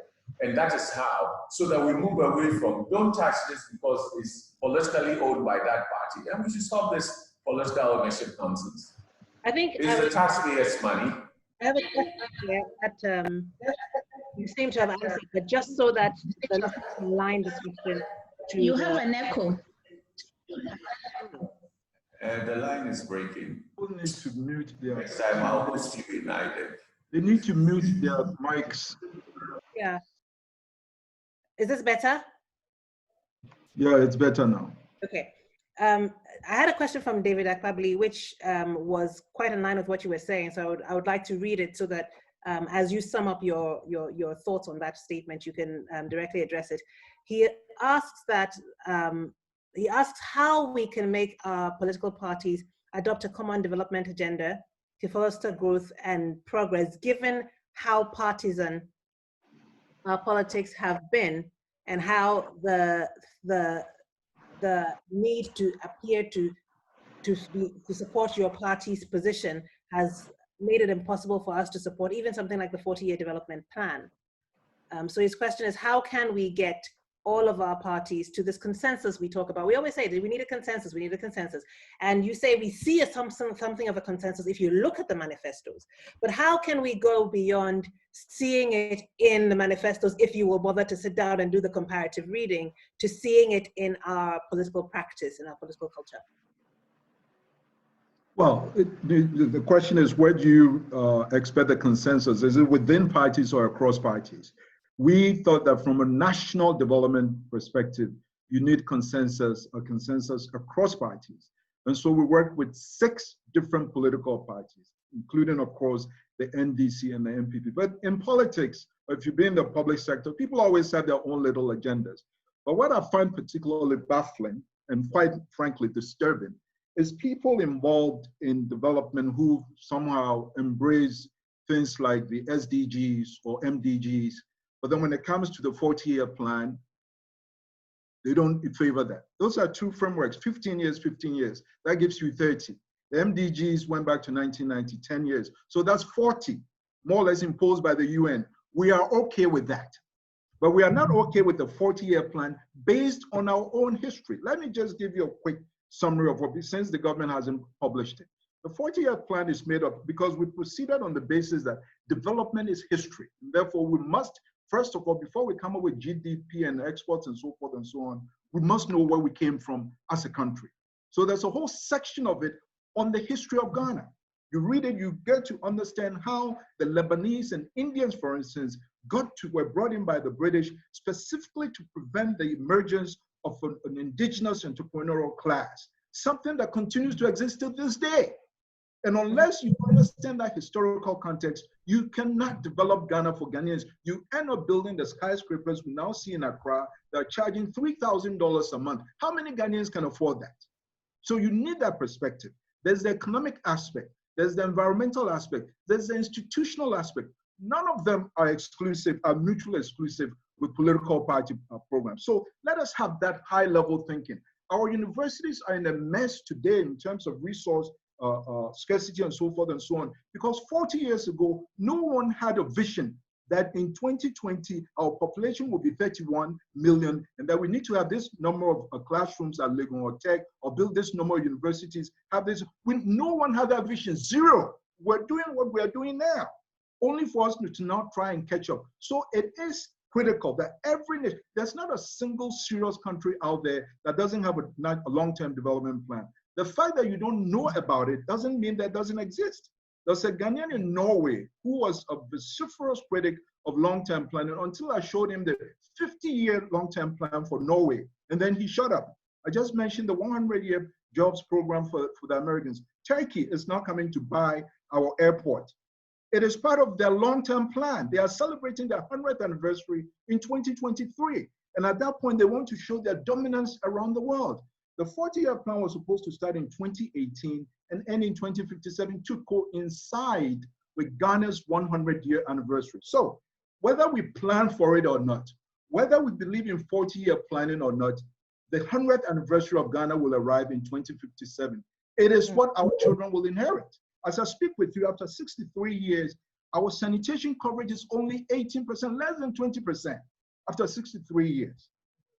And we have said that, no, we need to accelerate that. That's why we set ambitious targets. We never said anything about the operational plans. Those operational plans will come from party manifestos. And those manifestos will then be implemented to work towards the higher national vision. So first, if you have a child today, you need at least 22 years to take them through university, 22 years minimum. And we are not interested in that. We want 4 years, 4 years. Then the political parties are going to keep jerking us around. They'll come 4 years, get whatever is it they want, move out, and we'll be moving in circles. Imagine 18% sanitation coverage after 63 years. And by the way, if you read the 7-year development plan, even though it was 7-year development plan, in there, it talks about the need. In fact, they were going to prepare a long-term plan from the 7-year development plan. And they say, and I love the expression they use, they say, unless we have a long-term plan, we will remain prisoners of our past. I wish I could show the evidence of the fact that we remain prisoners of our past. Look at cocoa. Currently, as I said, why is the city suffering? Because no one has made any serious attempt to move us from cocoa. Yes, we have oil, but the money goes somewhere. Yes, we have gold, the money goes somewhere. The only thing that comes in is cocoa. And the population has moved from 6 million to 31. So these are some of the structural problems that we identified, and we said, okay, for each party that comes in, it's not a single 40-year plan. The 40-year plan, as I said, and let me repeat that, it is divided into 10 4-year plans. 10 4-year plans is what? Aligned with 10 elections starting in 2020. Between now and 2057, there will be 10 elections. In fact, the 10th election is in 2056. And every single child who was born in Ghana in 2016 will qualify to run for election in 2056. But there will be 40 then. So the future is already here. Why are we afraid to prepare for it? And rather get so caught up with the past and say, well, manifesto. Manifesto ultimately must serve a higher purpose. It can never be an end in itself. And certainly it cannot be a development plan. Bringing the role of the manifesto, given our understanding now of what the development plan is intended to achieve, right? And why it's critical for us to have a development plan, even if we don't agree with the contents as set out by this particular team, that it seems difficult to object to, that we should have a plan. We are asked to have retirement plans and health plans, so I don't imagine that there can be anything theoretically wrong with the idea of a long-term country progress plan. Having agreed that we need this plan, how do we make manifestos more central to how we assess our government, in light of the fact that our government would then be, let's say for argument's sake, in an ideal world, that we've accepted this 40-year plan, and we have created I'm not going to call it a document. I'm going to say there is supposed to be a monitoring and evaluation framework. So yes, there will be periodic reports. Let me finish, please. But even before that, saying, we're going to assume for this discussion at this point, I'd like us to accept that we have a development plan. It's 40 years long, and we're progressing on the basis of that. How do we make manifestos more central to how we assess our government if we have a development plan? Dr. Albert Barnes asks a question that I think is related to the idea of holding governments more accountable for their manifestos in terms of the plan. He asks, what do you think the Electoral Commission or Parliament can do to make the publication of a political party's manifesto mandatory prior to a future election? And to that question, I would add, should manifestos be, for instance, judicially enforceable? Let me start with Dr. Gyekye-Jandoh. Thank you. Yes. Your question is, should manifestos be judicially enforceable? I think, yes, we're thinking more broadly around the question of how do we make manifestos more central to how we assess the performance of government going into an election. Thank you. I would argue that the manifestos are increasingly becoming important for citizenry, for the electorate, and governments are going to be held accountable for their manifestos. I think that the important thing is to really disseminate these manifestos early on, very early on, at least a year before the elections, and let the electorate know what the each party stands for, so that at the ballot box, I think at the end of the day, if we are talking about democracy, can you hear me? I think people have their mics on, so ask them to turn it off while she's speaking. Yes. Okay. Emmanuel, could you turn your mic off, please? Yes, it's Nemo's fault when he was speaking. Okay, blame me for that. Please, So, Dr. Gyekye-Jandoh, yes. please carry on. So I was saying that I think at the end of the day, if we are talking about a democracy, then accountability has to be exacted at the ballot box. But at the ballot box, how do we ensure that the electorate is able to exact accountability and hold governments accountable? It means that they have to be informed. It means that they have to be educated, and they can be educated with respect to the local languages, translation of manifestos into the local languages, and so on. But to link it to, so I think that manifestos are important. I'm not sure if they should be judicially, how should I say, parties should be held judicially accountable for those, because manifestos are not, and they can't, I don't think they can be legally, they are not legal documents per se. They are not laws. They are basically a program of action that is put there. But increasingly, I see that it is helping political parties themselves to be more focused, more issue-based, and also to be able to put out what they want to do to the electorate. And for instance, at the Department of Political Science, we had a survey about a year and a half ago that sought to look at the performance of the current government after 2 years. And it was very interesting that most of what the constituents, those who answered the questions, who participated in the survey, they were talking about points of action that had been put out in the current government's manifesto. And they were in a sense assessing the government based on those points of action in the manifesto. Now, to come back briefly to what I was saying, I wasn't allowed to really finish, but what I was saying was that a broad framework is important. That is in the Directive Principles of State Policy.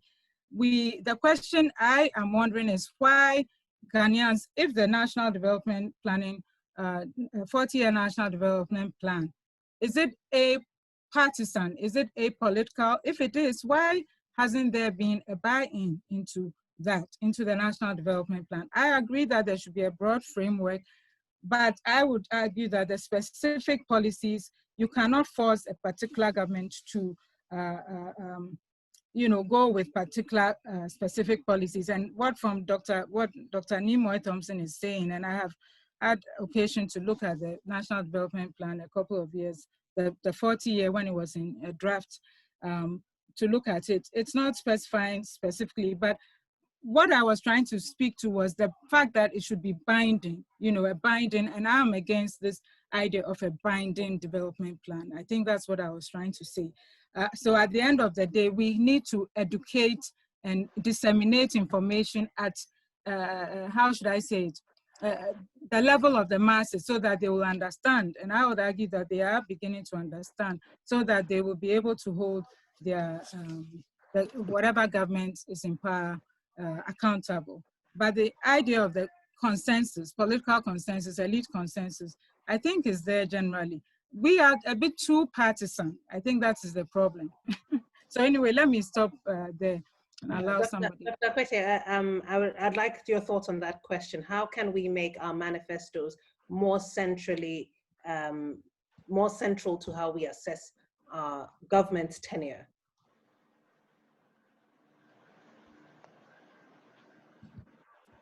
Hello? Your microphone is yeah, mic is off. You can turn Emmanuel, it on. mic is off. Maame, can I? Sorry? Okay. I said this happens because of being way. I think you have to find him. You really need to find him for this. Listen, I have a set of proposals I'm giving to you straight away. I think manifestos, any party that wants to register as a political party must have a 4 to 10 year manifesto. It must be a requirement for registration. Why?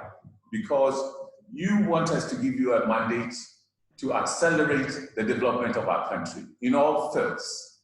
You may have different priorities, but we should know ab initio what ideas, what philosophies, what ideology drives you, what concrete proposed areas you want to, so that we can achieve the goals we want to achieve by the time we get to 100 years. It is not at the moment, and we should insist on that. 2, and it's just like that in other countries anyway. If you're a party, you must have, and we must have an annual account where every party, whether you're in government or opposition, must account for what you've done about your manifestos, how you've propagated the ideas, how you've drawn on the ideas to input into decisions that the governing party is doing, even in the debates in parliament, and how you're critiquing, and maybe because of your activities and so on, changes are occurring. So every year you must be assisted to do this. And that kind of work requires state funding. Our parties must be funded because the state has interest in economic and social policies that parties in opposition or government will pursue. It must take interest in strengthening their capacity to pursue this. And therefore, annual conferences like it's held in many European countries are state funded, and it's mandatory. Here it is not. You don't even think you need a manifesto, but if you're a party, you must have your socioeconomic program and policies that you're going to transform the country with. Then we think that you must open local government to tone down this excessive partisanship. If an NDC or NPP president is to work with NDC chief executives, they first, after elections, through the NDPC and the bureaucracies, must agree on a common program of work for the 4 years. And you find out that what they're going to choose will be the converging things, but they also make room for peculiar solutions to local problems. Now, that stalemate, political stalemate, that impeding our development will be broken through. That's when you stop elections to focus on development. That's why there are election seasons in some countries and others don't have it.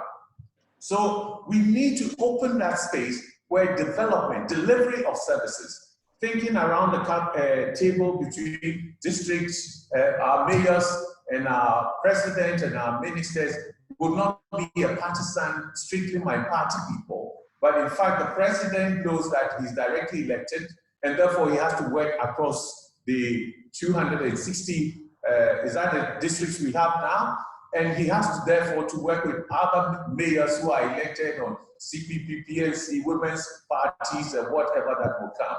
It is going to end the political stalemate, but it's also going to bring technocracy, respect for bureaucracy, respect for people who are not there to do partisan things, but they want to translate ideas into concrete deliverables so that we'll begin to see the transformation we need to see structurally. And I think if this is done over a period of time, these are areas that we can build consensus and we can begin to see that our politics is also becoming development-oriented, because after elections, our leaders, we've designed the structure in such a way that our leaders are compelled, those elected in local government are compelled to work with the government, central government, which has only one president who can come from any party elected by the majority of the people. Those are the proposals we have. Can I address some of those? Thank you. I'm running out of time, so I'm going to ask Kinna and Dr. Nimoy Thompson. For endorsing it, all of you. All right. So basically, some of these proposals I'm going to ask already exist in, they already exist in one form or another. I'm sorry? If I may, I'm running out of time. I have one question I would like to take, and then I would like your thoughts, yours and Kinna's, on this question of how to keep our manifestos central. Okay, so let me just address these proposals that were put out there. If I may remind you that I'm running out of time, so if you could make it quick, please. Okay, no problem. Your mandate is 4 years, so I don't understand how you propose a 10-year plan. Realistically, the most you can aspire to is 4 years. If your mandate is renewed, then maybe another 4 years, then you get a total of 10. There's already a mechanism for monitoring the implementation of a manifesto. It's called the APR, the Annual Progress Report, which is already embedded in the program. So it's not, let's not try to reinvent the wheel. We have the APRs, both for the national and local also.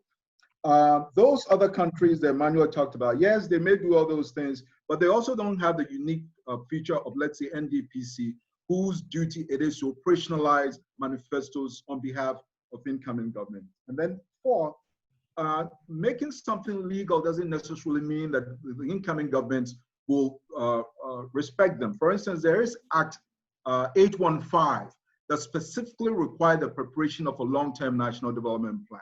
When this government came into power, it didn't do anything with the law. It simply ignored it. And of course, no one has raised that. So the fact that you legislate something doesn't necessarily mean that they're going to follow it. Even though they ignored it and dismissed the long-term plan, they then prepared Ghana Beyond Aid, which they now also want to impose on others, even though they reject. So that all these political considerations, the politics of pettiness, I didn't do it and therefore I won't embrace it. Even though I will embrace, the senior minister, for instance, was in parliament during his confirmation hearings. He said he would never accept anything more than 10 years. And in the same sitting, he then said he was in favor of the SDGs, which are 15 years. So you see the contradictions and the high cost we pay for politics of pettiness. It was done by the previous governments who are rejected. But then, not being aware of that, he said he favors a 15-year plan by the United Nations, which followed the MDGs, which, by the way, he initiated in 2001 when he was Minister of Finance. So we need to look at these human or elements of politics. It's not all objective. It's not everything that we can touch. Some of them, it's like pornography, as they say. You can describe it, but you know it when you see it. The kinds of pettiness. Where we're looking at the manifesto as an electorate, as a country. When we're voting, we say, well, you said 4 years ago you would do X. Exactly. And 4 years later, we haven't seen any sign of it. So we don't believe you now. How do we get to that space where the reason we are saying yes or no has something to do with what they said they would do versus what they did? That's what I'm saying. That tracking is already trapped. So there are two things. There are two mechanisms we can add. There's an existing mechanism of the APR, which already traps every promise made in the manifesto. Unfortunately, it is not popular enough for the public to know. But trust me, Parliament does have sittings on it every year, and they see what the government says it has to do. My question is, how do we get to where the electorate is able to do this with the party manifesto? Can I have your thoughts, please? We'll have to popularize it. That's one. We have to popularize it. Let the public know that there's already a mechanism in place for monitoring. We can extract the manifesto because, for instance, the office of Dr. Akwetey, for example, was set up specifically to monitor manifesto promises. Even though it is called monitoring and evaluation, a function that NDPC already performs. But that particular office was meant to monitor the party's manifestos, which we thought was very narrow, but that's its mandate. And now the representatives of the people, the public, the parliament already analyzes the APR. So it's a question of publicizing them, but they are done already. Can I jump in? The biggest crisis facing us is transparency and accountability. So it is nice. I mean, Dr. Thompson has educated us, but all of this does not inform what somebody in my village, when they enter the booth, is going to vote on. And because we have such a problem with transparency, it cuts across, it diminishes most of the outputs we hope to get from our democracy. And it touches on issues of inclusion. What we need is, so first of all, one of my biggest problems is civil society, of which I am a member.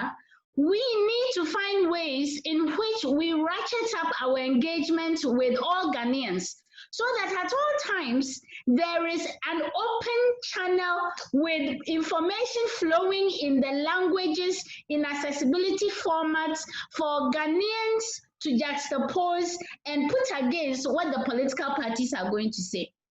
Because this is Ghana. When have we not had a plan? That was Vision 2020. Here we are. If we are unable to hold our leaders to account because our citizens do not have the information, it really doesn't matter what is in your plan. I mean, Ghana is brilliant. We have people to do plans. We can hold our leaders to account as to how they work with technocrats, because we also know a Ghanaian is a social interventionist, and thanks to Kwame Nkrumah and CPP, we know of an era in Ghana in which political elites work very well with technocrats, in fact, created technocrats. So our problem is transparency. Our problem is accountability. And sitting on top of that is the sheer lack of engagement and information we as Ghanaians have with our fellow Ghanaians. And so that these issues that are coming out always only come out in election years. And then we want to find out how people hold their leaders to account based on the information they have and an understanding we have built over the next 4 years. If you do that, you may not even need long plans. But for our people to be able to have the kind of, and it's not about functional or non-functional literacy. It is about credibility. It's about flow of information. It is about presence. So civil society is very present in my life. A certain level of discourse is very present in my life, but it is not present in the majority of Ghanaians whom we expect to make electoral decisions. So I have moved beyond manifestos and plans. If you're going to have a plan, you educate Ghanaians. If you're going to have a manifesto, you educate Ghanaians. If you do not have a budget of engagement that mirrors how much you are going to pay the technocrats and the rooms you rented and the food and the consultation fees, don't even bother. Because if what you are doing, number one, we always need to ask ourselves, on whose behalf are we doing the work that we are doing? And the people on whose behalf we say we are doing these things now, are they aware of what we are doing? Do they have a buy-in? Can they say in Fanti, in Gonja, in whatever language, this is what Ghana is about? Because since we can't do that as non-political people, the politicians, they do not have to take us seriously. It wouldn't matter what proposals we propose. We are fundamentally unable to engage with Ghanaian citizens in spaces that they need to be engaged in. So much English. Why? Kinna, I'm going to have to cut you short, even though you are giving some very interesting thoughts, because we're completely out of time. We've gone over 2 hours. Not only, we are completely out of, and I completely agree with what Ima said about local governance. Because when you go on the ground, it's very different from what everybody is thinking about in Accra, or even in Accra, in certain spaces in Accra. So thank you. Cut you off at this time, and ask for closing comments from Dr. Gyekye-Jandoh. And we'll have to end on that note, because we're supposed to be here for 1 hour, 45 minutes, but this conversation has been so riveting. We've been here for 2 hours and 5 minutes already. And we do need to wrap up. So Dr. Gyekye-Jandoh, I'm sorry to pressure you, but can only give you a minute to round off your thoughts.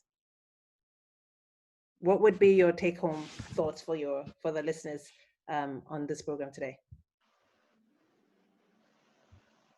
A minute. Oh, wow. Well, thank you, ma'am.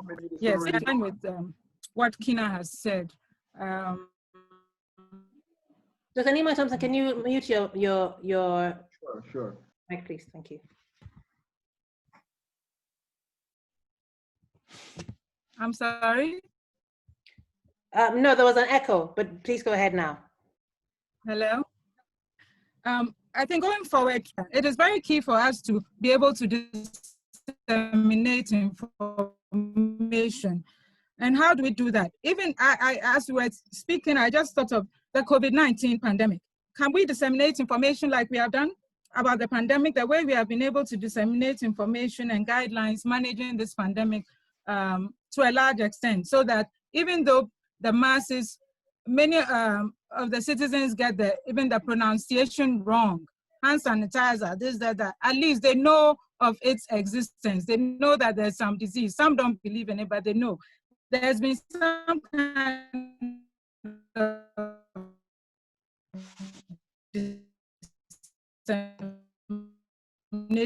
Dr. Gyekye-Jandoh, I can't hear you. What can we do going forward, especially, I'm sorry? No, it's fine. We couldn't hear you for a minute. Can you hear me? Okay, I'm sorry.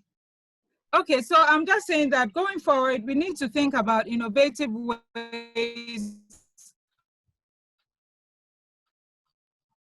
of... I'm sorry, Dr. Gyekye-Jandoh, we can't hear you. I'm going to take somebody else and then we'll come back to you. Information, because for me, the key is to be able to... All right, okay.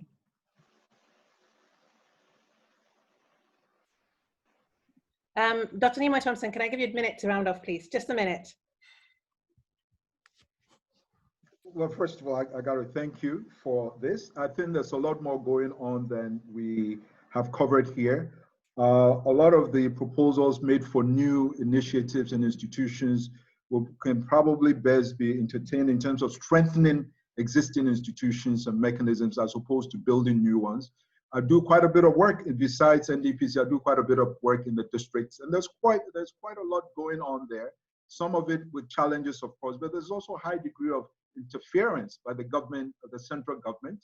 I know of a case recently where the district assembly was trying to collect taxes, and someone complained to the political party in Accra. The party called the district and said, "Stop collecting the taxes because you are making the government unpopular."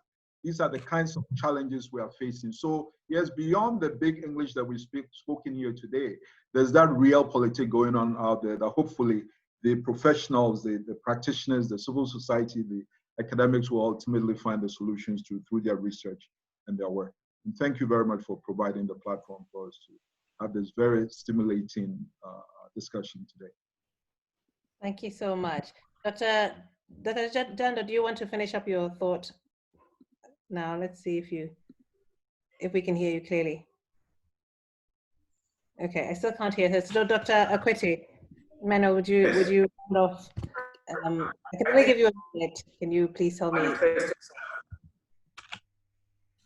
I think more than ever this year, manifestos are going to be so important. And education of the public on the manifestos is going to be the challenge we're all going to face. Why?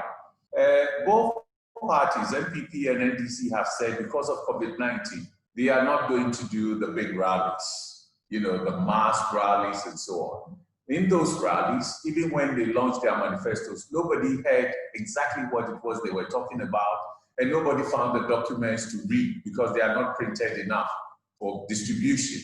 But this year, because they'll be doing radio, especially, they'll be using radio, the virtual space like we're doing, and probably Zoom and others.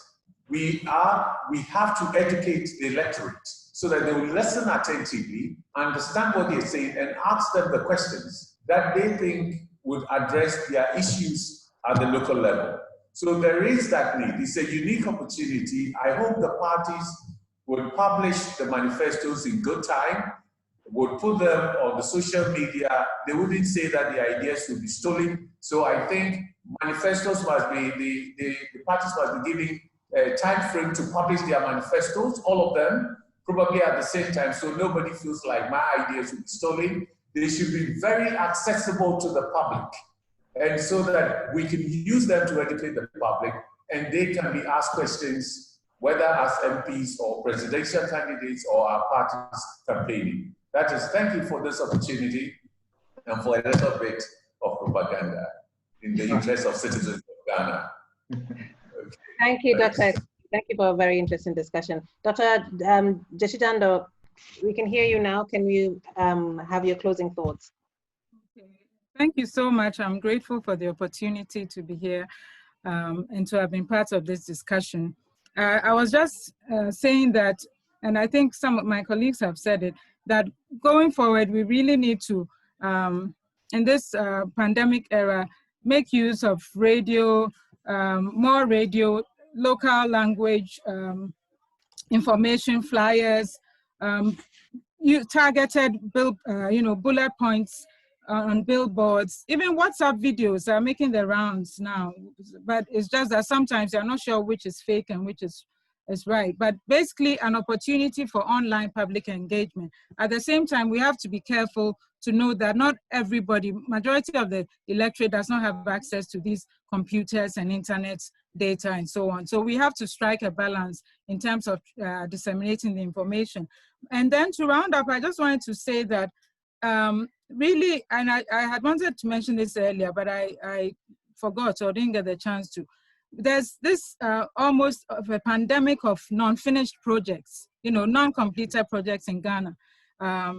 And there was one study that said 20% of all local government investment expenditure was wasted because so much wasn't completed. So I think in this, it is very important that we have the manifestos and then we have accountability.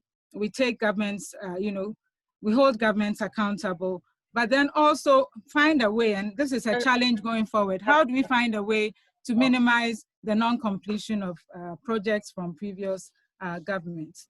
So I guess this is what I have to say. Thank you so much for this opportunity again. Thank you very much. Thank you. I'd like to say thank you to all of my panelists. I did give you a minute, didn't I? I haven't given you a minute yet. Okay, then let me let you have a minute to round off your thoughts. Your mic is off. Your mic is off, Kinna. I just want to say that at a minimum, when it comes to education, that we have to make a concerted effort to make sure that NCCE at least gets its money to do public education in elections. Because barring money from donors, this never happens. And then we always talk about, we have lofty goals where education of the public is concerned. Oh, we must educate the public. The main public institution doesn't even get its funds. So we must rally around that as well. But I want to address Dr. Maame's thing about not continuing projects. I'm out of time. I'm really sorry. I'm out of time. I'm completely out of time. Captured the imagination. I will have to sign off. I'm completely out of time. My technical team is not a brief. That's okay. You did well. Sorry. My technical team is prompting me that we are going to get kicked off in a minute. So I will have to sign off. Thank you so very much. Thank you very much. Fascinating conversation. I have never actually enjoyed thinking about manifestos as much as I have today. Wow. Thank you so very much. Thank you. For your thoughts. It's been a fascinating discussion. Next week, well we will done. on finance. Next week, we'll Okay, thank you. I hope our participants will join us when we look at how our campaigns are financed. I have requests on the Q&A for access to the development plan. So Dr. Emmanuel Thompson, as you said, we must popularize our mechanisms for accountability. So hopefully your office and your work, you'll make that available more widely to the public, even if you don't get funding from the state, as many institutions don't. I'll be looking out for Odekro, Kinna, in the next elections. And please let us know if there's some way people can volunteer, if there's something people can do. We can't talk about greater accountability and just sit still. As you said, democracy is people and energy intensive. And I would like to leave on that note. Democracy is people and energy intensive. So if we want our politicians to be accountable, we must read the manifesto, some version of it that can be understood. We must ask them, did you do it? And we must check if they have the capacity to do what they said they would do. Thank you very much for joining us all today. Have a very good week.